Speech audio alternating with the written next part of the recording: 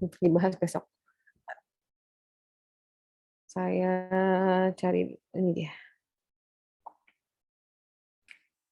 Nah, untuk yang kemarin kita belajar TOEFL itu, ingat ya, skor kalian duduk-duduk aja, duduk-duduk santai aja sudah ada skornya. Nah, saya lihatin gimana cara scoring untuk bagian TOEFL. Jadi kalau misalnya nanti kalian ini kan angkatan 2019 ya, mana tahu yang angkatan 2016, 17 itu kan lulus tanpa harus ada tes TOEFL. Tapi saya nggak tahu angkatan 2018 nanti dan angkatan kalian 2019 ini ketika wisuda harus dipersyaratkan untuk apa namanya? Untuk submit nilai TOEFL, maka kalian sudah bisa mempersiapkan diri berapa jawaban minimal masalah yang harus kalian eh, penuhi. Dan penuhi sih, jawaban salah maksimal yang kalian buat. Ini mana? Bentar lagi loading nih. Ini TOEFL skornya. Jadi kalau misalnya kalian mau, saya nggak tahu ya, kalau di terakhir itu saya waktu itu netapin kelulusan S1 itu 450. Nah, waktu itu saya maunya angkatan Astika dan kawan-kawan ini angkatan 2016 itu lulusnya dengan 475. Belum dilaksanakan tiba-tiba corona. Ya, jadi mereka tamat tanpa harus mensubmit nilai TOEFL-nya. Nah, kalau misalnya tiba-tiba kalian harus mensubmit nilai TOEFL, berarti kalian harus dapat nilai skor total tuh 475 kali 3. 475 kali 3 itu berapa ya? 475 kali 3 sekitar 1425. Nah, sekitar segini nih. Kalian harus, kalau misalnya 475 berarti kalian reading itu jawaban benarnya harus 26. Kalau structure and written itu sekitar 24 jawaban benarnya. Dan reading. Listening itu sekitar 26 jawabannya benar. Yang bagian 2 itu sekitar 24 jawabannya benar. Lihatnya di bagian ini kan jawabannya benar, ini bagian listening, ini bagian structure, ini bagian reading. Kan TOEFL kan yang PBT cuma ini. Nah, ini 475, misalnya 475 berarti kan harus di atas 475 berarti pre-save-nya di 480 minimum. Jadi jawaban benar minimum kalian tuh 25 nih. Berarti kalian cuma bisa salah untuk listening itu 15. Kalau untuk yang di structure and written expression, kalian cuma boleh salahnya 16 karena jawaban benar harus 24. Jumlah soal listening sama structure ini kan beda ya. Structure cuma 40, sementara listening reading itu 50. Dan untuk reading itu kalian harus jawaban salah itu maksimal 30. Nah, barulah kalian dapat 475 sebagai nilai untuk minimumnya. Tapi kalau misalnya 450, ya kalian lihat lagi nih, 450 berarti saya maksimal salahnya berarti di sini nih. Listening saya cuma beneran 21, structure saya benernya juga cuma 21, dan kalau misalnya reading saya benernya cuma 26. Jadi kalian bisa mengatur-atur dan meningkatkan kemampuan supaya bagaimana mendapatkan TOEFL yang tinggi. Itu juga bisa dijadikan strategi kalau misalnya kalian mau melanjutkan postgraduate study. Misalnya kalian nanti mau apply scholarship, jadi bisa melanjutkan. Oke, kita masuk ke IELTS. Mungkin ada yang udah pernah tes atau udah pernah dengar sebelumnya IELTS itu apa. IELTS merupakan International English Language Testing System. Nah, ini merupakan salah satu indikator untuk menilai kemampuan proficiency English kalian. Kita ada why do we need to know about this, and then what does it look like, and how it score, and what do students tend to have problem with. Kita lihat apa aja challenges-nya. Why do we do need to know about it? Ya, kalau if you wanna apply for, kalau kalian kan sekarang undergrad you don't need to submit your IELTS score, but if you want to do the postgraduate atau graduate study, untuk yang bagian farmasi in Australia, they require you to have the IELTS 7. 7 nanti kita lihat apa arti 7 ini. Terus kadang-kadang juga di IELTS ini ada 4 bagian dan tiap band itu ada minimum skornya. Nah, inilah yang skornya itu. So, the score will be from 0 to 9. Jadi nggak ada nilai 10 itu untuk Tuhan kali ya. Jadi nilai 9 ini adalah expert user. 9 itu berarti yang IELTS ini hanya dipakai untuk non-native speaker. Jadi native speaker yang terlahir dengan mother tongue-nya adalah English, mereka tidak akan ada IELTS score-nya. Jadi kalau kita lahir bukan dengan lidah bahasa Inggris, maka kita harus memasukkan nilai IELTS kita. Nah, nilai IELTS itu dari 0 sampai 9, 0 itu berarti you didn't attempt the test. You may come to the test, but you didn't answer any question on the booklet sheet. Normally, rata-rata kalau misalnya if you have a TOEFL score around 400, 450 to 600, you may feel around 5 to 7. Ya, kalau misalnya IELTS, misalnya TOEFL itu sekitar 450 sampai 600-an itu udah berada di level 5. 450 ini udah sekitar kira-kira di modest user. Nah, modest user ini artinya apa? Meaning in most situation, so is likely to make many mistake. Kalau 5 ini masih yang standar.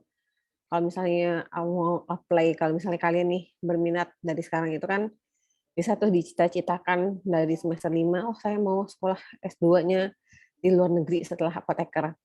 Nah, itu udah mulailah perkenalkan diri dengan bahasa Inggris, dan perkenalkan diri persyaratan utamanya itu adalah si IELTS-nya. Jadi kalau IELTS-nya 5 itu, kalau saya itu kenal IELTS itu malah setelah saya kerja di UNAN. Nah, jadi ada pelatihan bahasa Inggris, saya dikirim ke UI, saya kira pelatihan bahasa Inggris cuma ada TOEFL aja, ternyata ada IELTS-nya. Saya jadi kenal itu pas 2010. Long time ago lah, 2010 baru kenal IELTS, terus baru kenal tes IELTS-nya seperti apa persiapannya untuk sekolah ke luar negeri dan lain-lainnya. Nah, kalau kalian itu lebih cepat dipaparkan supaya apa ya? Supaya lebih banyak lulusan Indonesia yang berada di luar negeri dan kembali ke Indonesia. Nah, misalnya kalian apply for LPDP atau apply for any foreigner scholarship, misalnya AAS, nah mereka tuh minta itu minimum 6. Jadi 6 ini artinya competent user, you are the competent user, you may have general effective comment on the language despite some inaccuracies. You may have some inaccuracies, some inappropriate and misunderstanding, but you can use and understand fairly complex language, and particularly in familiar situation. Jadi normalnya itu kalau ketika apply for scholarship itu they may accept your score around 6, but if you want to apply for the study program in pharmacy, they require you to have a 6.5 up to minimum 6.5. Tapi kemarin saya kalau di Monash itu dia mintanya 7 with no band less than 6.5. Jadi udah overall skornya 7 dan tidak boleh setiap band itu kecil dari 6,5. Begitu juga di USIT dan di tempat-tempat yang lainnya. Tapi kalau di negara Eropa persyaratan untuk TOEFL-nya persyaratan untuk IELTS-nya a little bit lower than in Australia. Jadi saya juga nggak tahu, bahkan trainernya saya di training di ILF Jakarta, trainernya saya itu orang Kanada. Orang Kanada aja heran kenapa yang di farmasi ini mintanya itu tinggi good user. Sementara yang teman saya ngambil Master of TESOL itu Teaching of English as Student bla bla bla, Teaching of English loh, TESOL aja mereka cuma minta 6. Jadi kita juga masih keheran-heranan gitu, why they require higher score for pharmacy. Wow. Up to now I don't know what happened with this policy. Jadi sampai terakhir itu yang apply untuk scholarship itu Pak Yori sekarang udah di USIT, dan Pak Yori juga harus dapat 7. Next, about the scoring, the score is reported for each test component. Jadi ada komponen listening, reading, writing, and speaking. And individual test score are then average and rounded to produce an overall score. Jadi rounded itu round up ke atas. Jadi setiap test score itu misalnya 6, 6,5, 6, jadi 6,1 sekianan. Kalau 6,1 sekianan di overall kan jadi 6. Tapi kalau misalnya kalian dapat 7, 6, jadi 6,5. 6,5 itu bukan jadi 7 ya. Pas kalau misalnya dia mendekati 6,5 jadi 6,5. Tapi kalau misalnya 7, 6,5, overall-nya jadi 7. Nah, for band score ini and individual test are reported in whole and bands. Nah, banyak student itu taking the IELTS itu karena lebih menjanjikan ya. kalau misalnya sekolah di luar negeri. Bukan hanya untuk gaya-gayaan kan, kalau misalnya untuk foto candid segala macam kan bagus tuh. Tapi you get the more experience if you pursue your study overseas. And what does the whole test look like? So IELTS is available in two format, the academic module and general training. Nah, academic module ini, if you want to continue study, you have to take the academic module. But if you want to go for a job, looking for a job overseas, you may take the general training. Jadi perbedaannya satu akademik ini untuk student, kalau misalnya general ini untuk para pencari kerja. Jadi ada teman saya yang apply IELTS itu general training karena dia mau ke Australia itu dapat visa pekerja. Visa pekerja itu yang fruit picker, atau nggak? Fruit picker itu yang pemetik buah. Jadi kalau di Australia itu kan ada pertanian anggur tuh, pertanian anggurnya kan gede. Jadi pertanian anggur itu gajinya tuh main gede. Jadi dia yang apply visa untuk 6 bulan. Jadi visanya cuma 6 bulan, tapi dia harus bisa melewati general training untuk yang IELTS-nya. Nah, sama format antara academic and general training ini sama-sama ada listening, reading, writing, and speaking, but the difference will be in writing and reading testnya. Jadi kalau misalnya orang akademik, readingnya itu akan lebih ke reading yang bagian akademiknya. Sementara kalau misalnya general itu lebih ke yang administrasi, surat-suratan, apply for a job, dan lain-lainnya. Dan writing-nya juga. Kalau writing itu kita nanti saya lihatin kalau misalnya writing-nya bagian akademik itu dia melihatkan kayak kalian pernah belajar sama Pak Muslim tuh bagaimana menggambarkan chart, baik pie chart, bar chart, dan lain-lainnya. Nah kalau saya general itu cuma bikin kayak narasi sedikit, bagian yang umum-umumnya saja. Jadi tergantung ketika kalian mau ngambil studi di luar negeri, jangan salah ambil modul ya, pastikan you take the academic module. Okay, the first tests are listening, reading, and practice, which have to be taken in the same day. Jadi kalau misalnya speaking itu, it depends on the number of the test taker. Kalau test takernya banyak, you may have the speaking test another day, but you may also have a chance to finish your test in one day. And then there's no break between the tests. Jadi kalau misalnya listening, reading, and writing, it will be done simultaneously. Jadi nggak akan ada break, izin restroom segala macam, tidak ada. Yang ada itu sebelumnya itu, sebelum listening itu kalian diizinkan untuk ke restroom, dan setelah itu tidak ada. Jadi sekitar 2,5 jaman harus berada di tempat tesnya, di test centernya. Nah, testing center untuk IELTS ini ada beberapa ya. Misalnya kalau saya itu pernah ikut test centernya itu di BC, terakhir itu di BC British Council, di Padang ini kerjasama sama Edlink Connect yang ada di Lubek ya, daerah Lubek itu yang punya Bu Diana Hasan, Ibu itu dosen di UBH. Kebetulan satu alumni sama-sama di Monash, jadi ibunya S3-nya juga di Monash. Kemudian ada IALF, Indonesia Australia Language Foundation, itu tempat yang kalau misalnya kalian lulus beasiswa Australia, kalian akan di PDT kan, Pre-Departure Training di sana, termasuk juga pelatihan IELTS. Dan satu lagi ada IDP. Jadi kalau test centernya di Indonesia itu ada 3. Nah itu harganya sama, semuanya sama. Yang bedanya adalah nanti si examiner untuk speaking testnya. Jadi speaking testnya, examinernya bisa pasti orang bule ya, tapi orang bulenya ada ya orang dapat kalian orang UK asli, atau dapat Kanada, atau dapat turunan dari yang Chinese juga ada. Nah ini formatnya, for listening you may have test around 40 minutes, reading 1 hour, and writing 1 hour. So you have to sit 1 hour and 40 minutes. And speaking will be taken around 11 to 14 minutes. So for a whole test, you have to spend around 2 hours and 45 minutes. But speaking, karena kita speaking itu berdasarkan urutan, you may have to wait longer than 3 hours. Oke, yang pertama ada tesnya itu adalah listening. Listening itu the candidate to listen for recorded text, conversation, and to monologue. Jadi ada 2 conversation and 2 monologue.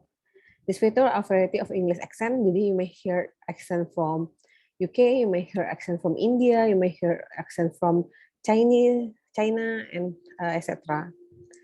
And also from Australia and New Zealand. So kalau misalnya dari New Zealand itu lebih challenging karena New Zealand itu tipikal orang yang malas buka mulut. Jadi mereka akan kedengarannya blek-blek gitu.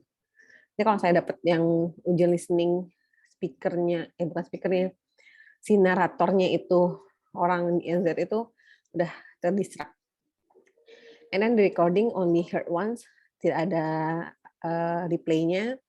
And candidate are given the time to read the question before each test start. Jadi kalian akan membaca, mendengar, dan menulis jawaban sekaligus. So the test taker will write down the answer on the test booklet while they are listening. Jadi ketika dikasih booklet tuh, booklet itu untuk yang bagian listening, reading, and writing. Nah di bagian listening itu kalian akan diberikan bookletnya, terus untuk kalian baca dulu, terus habis itu setelah dibaca, terus didengar dan kalian jawab. And at the end of the session tadi 4, you have 30 seconds to check your answer. At the end of the test, you are given 10 minutes. Jadi you are given 10 minutes to transfer your answer from the booklet to the answer sheet. Poor spelling and grammar are penalized. Jadi kalau misalnya nih kalian nulisnya kurang R-nya, kurang T-nya, misalnya kayak spelling itu kan harusnya double L atau grammar double M. Nah, kalau kurang ini berarti your answer considered as wrong.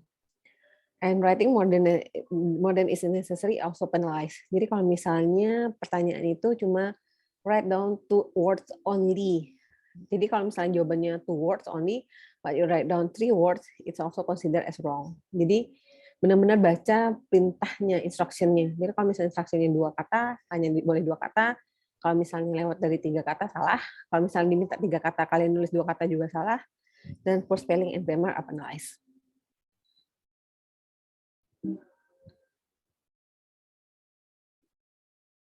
Kemudian multiple listening test-nya, the question may multiple choice, so answer question, sentence completion, not our summary, flowchart, table completion, labeling diagram, classification, and matching. Ini akan kita coba tanggal 16 Desember besok. For practice only ya. And then listening common challenges-nya. Nah, common challenges itu karena recorded only play once, so you have to listen carefully. And then you also have write and listen simultaneously. Jadi kalian itu nulis dan baca soal, mendengarkan dan menulis itu secara simultan. Dan range of action use. Jadi kalau misalnya kalian biasa nonton film Hollywood itu kan, Hollywood itu US ya, US itu lebih clear pronunciation-nya compared to Europe or Australia or India. Kalau India itu lebih yang, ya kalau misalnya pernah dengar orang India yang ngomong bahasa Inggris tuh, bayang seperti apa accent-nya. And you have to follow line argument thought and unfamiliar vocabulary. Jadi kadang-kadang kalian akan mendengarkan vocabulary yang kalian nggak familiar with. Jadi ya, kita challenging-nya yang terakhir, correct spelling required. Jadi kalian benar-benar harus memperhatikan salah satu huruf aja consider as wrong. Jadi nggak akan ada nggak akan ada toleransi gitu. Kalau kita di Indonesia mungkin ya udahlah kasihan. Tapi kalau misalnya di luar negeri untuk tesnya ini, apalagi akademik modul, tidak ada toleransinya. Lanjut, tes kedua adalah reading. Reading itu 1 jam. Academic reading, there are 3 reading passage with total 2,000 and up to 2,750 words.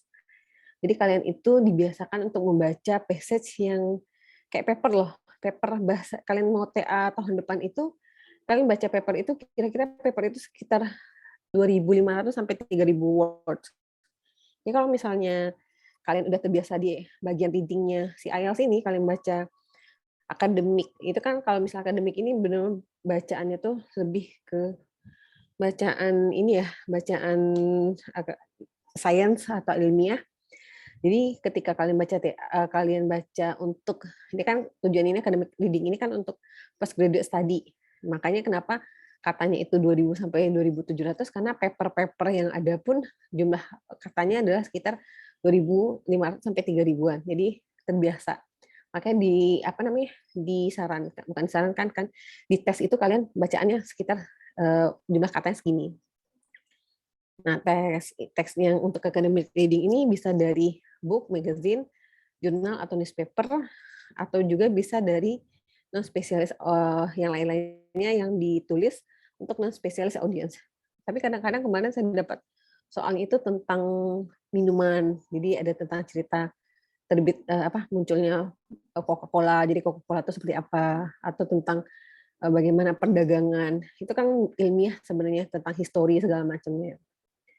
Kemudian at least one of the text content detail argument.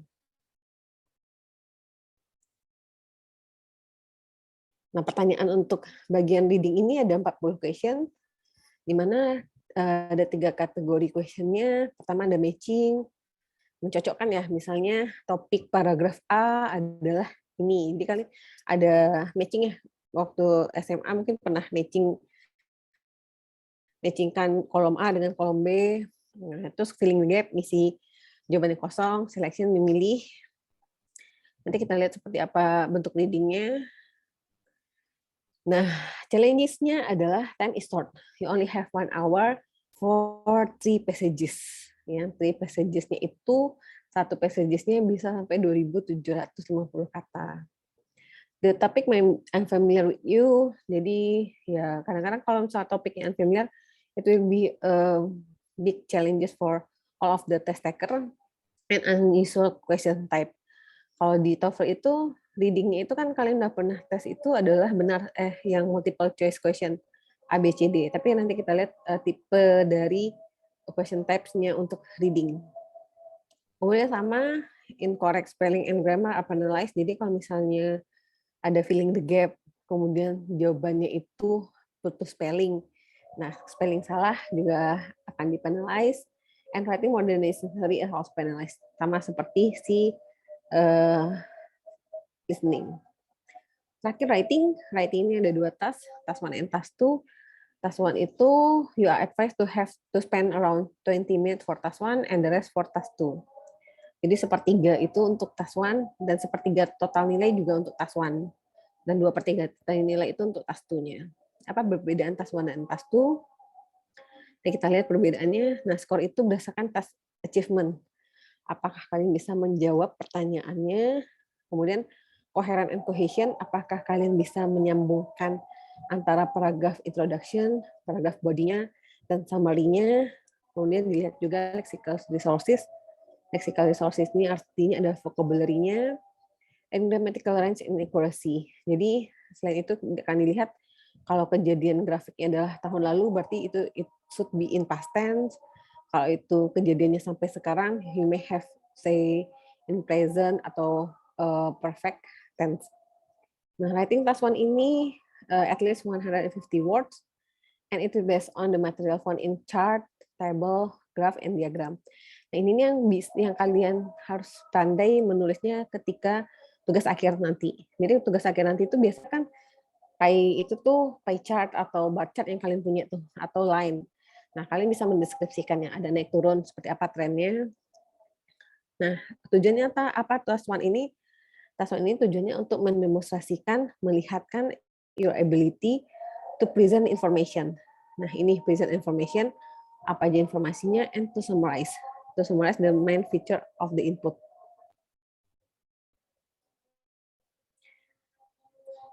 Ntar dulu ya, kita tunggu azannya.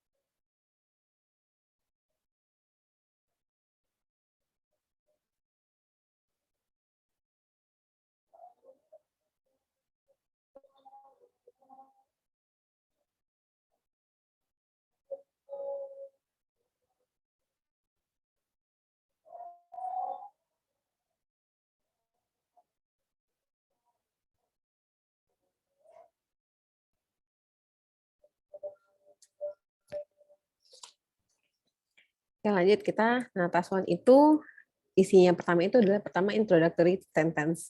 Jadi bagaimana kalian menuliskan bagian pendahuluan.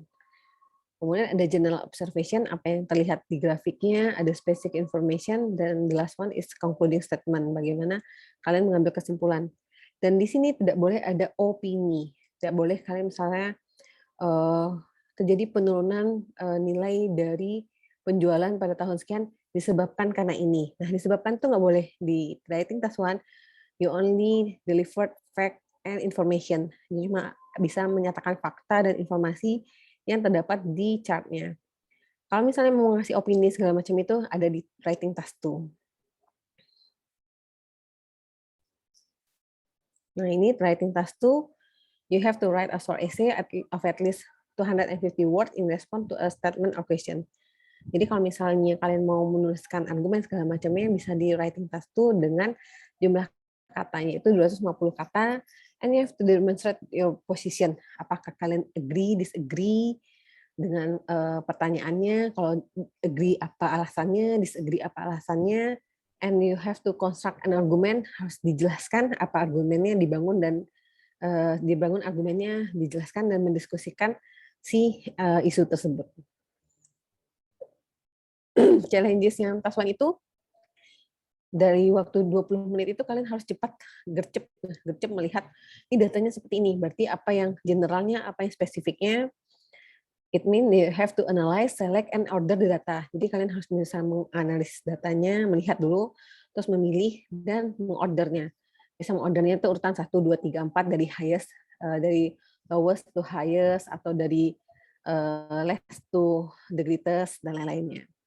And then you may have to see the general trends-nya seperti apa, dan you have to identify key chunks of information and exception to general trends-nya. Jelas kalau misalnya kalian mau dapat nilai tinggi untuk bagian yang writing-nya, you have to use the complex sentence. Bentar. Kalau task 2 itu unfamiliar topic, and you have to take a stand and argue effectively. Jadi jangan ada perulangan, jangan ada repetisi dan lain-lainnya. Task 2 itu lebih, kalau misalnya dapat topiknya unfamiliar, memang sangat-sangat challenging dan sangat tiring untuk memikirkan dan memberikan argumen, karena bagian pertama kita harus memberikan introduction, terus kita menjelaskan posisi kita itu agree or disagree, kemudian setelah itu kalian jelaskan alasannya beserta contoh-contohnya, dan terakhir kalian harus mengambil kesimpulan. Nah, seperti kalian bikin essay tapi essay yang terstruktur. The last one is the speaking. Nah, speaking ini you may have the anxiety, kayak cemas atau nervous menghadapi examiner. Jangankan kalian ya, yang saya sudah bertes berkali-kali, ketika ketemu examiner tetap aja merasa nervous. Nah, tes ini karena dia face-to-face interview, jadi you may have interview with the native speaker, and candidate are assessed on their use of spoken English to answer short question, speak at length on familiar topic, and interact with the examiner. Nah, pertama itu section untuk di speaking test itu introduction and interview. Jadi ini yang pertama kali the examiner will ask about your name, about yourself, about your family, about your own life. You may tell them about your work, what your hobby, and etc. And then the section 2, it will be the long individual turn. It may take around 3 to 4 minutes, and then the examiner will give you a card. Ini yang saya mau lakukan ke kalian, yang rencana saya mau lakukan ke kalian, tapi kayaknya it is quite impossible. So it we change into the individual presentation. And the card ini kalian diberikan kartu ini antara peserta 1 dan peserta 2 itu bisa berbeda.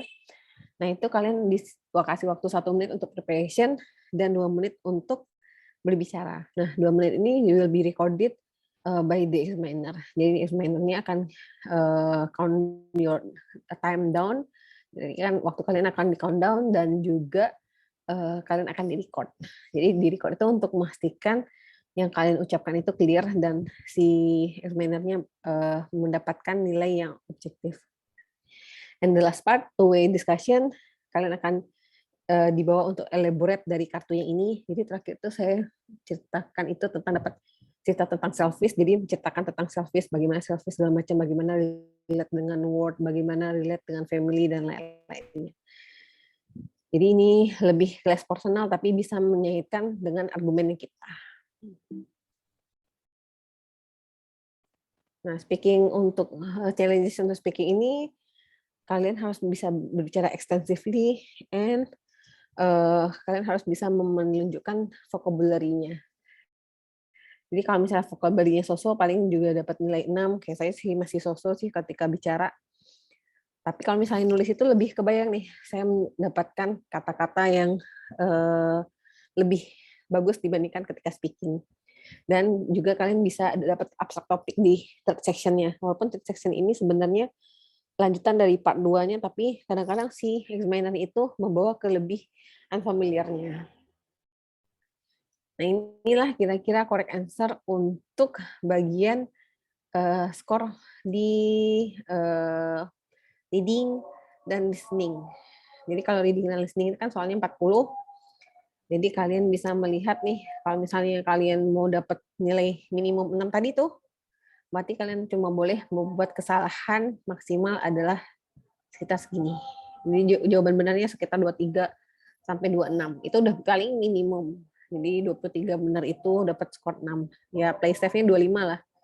25 untuk setiap 15 untuk listening, 15 untuk reading, kesalahan yang boleh dibuat. Kalau untuk writing dan speaking itu benar-benar depend on the objective of the examiner. Jadi kalau misalnya mau nanya gimana caranya Bu kalau misalnya untuk untuk writing dan speaking, nah itu adalah karena examinernya adalah orang-orang yang kompeten, udah dapat training dan sudah berpengalaman, jadi mereka udah bisa menentukan mana nilai yang 6, mana nilai yang 7. Kemudian saya lanjutkan untuk tugasnya. Bentar saya lihatkan contoh IELTS ini seperti apa. Nah, biasanya kalau kalian itu kan apa namanya anak-anak yang jago IT, banyak ya contoh-contoh IELTS yang sudah beredar di pasaran, bukan di pasaran sih, beredar di internet. Ini udah jam 12.18 lagi. Bentar. Sekejap. Untuk saya lihatkan aja sebentar. Jadi ini listening ini section 1, ada seperti ini kira-kira ditanya namanya, terus biasanya nanti dia menyebutkan last name-nya. Nah, seperti ini nih, berarti kan ini filling the gap. Garcia, misalnya kalian tulis Garcia-nya ini I-nya ini pakai Y, pakai Y. Nah, itu salah. Nah, itulah maksud yang poor spelling and grammar considered as wrong. Kemudian ada yang ini filling the gap, ini multiple choice question. Kemudian ini labeling. Jadi kalau misalnya 16 nih starting ini labeling itu untuk gambar yang mana? Ini kan ada A, B, C, D, E, F, G. Nah, ini nanti kalian mendengarkan long conversation. Nah, nanti labeling di sini. Kemudian balik lagi MCQ, kemudian matching. Matching nih antara action sama section presentation-nya apa. Kemudian filling the gap. Ini filling the gap. Ini untuk yang bagian listening. Nah, itu yang akan kita praktis di pertengahan Desember nanti, di last meeting. Kemudian passage-nya ada 3 kan tadi ya. Nah, ini sekitar 1 halaman bolak-balik itu reading-nya. Nah, baru nanti ada pertanyaan. Nah, pertanyaan itu yang unfamiliar tuh true, false, not given. Jadi benar, salah, atau tidak ada informasi. Filling the gap. Kemudian ini matching. Matching, filling the gap lagi. Ini juga matching-nya juga ya. Cocokkan section A dengan headings-nya yang mana. Filling the gap, true, false, not given. Jadi 40 pertanyaan. Nah, ini bagian writing. Nah, inilah tugas kalian untuk hari ini, writing task 1. Silakan boleh di screenshot, boleh di apalah.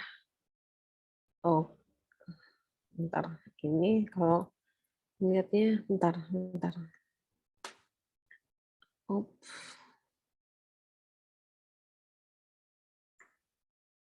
Supaya saya coba cuma bisa melihatkan satu halaman doang. Hmm.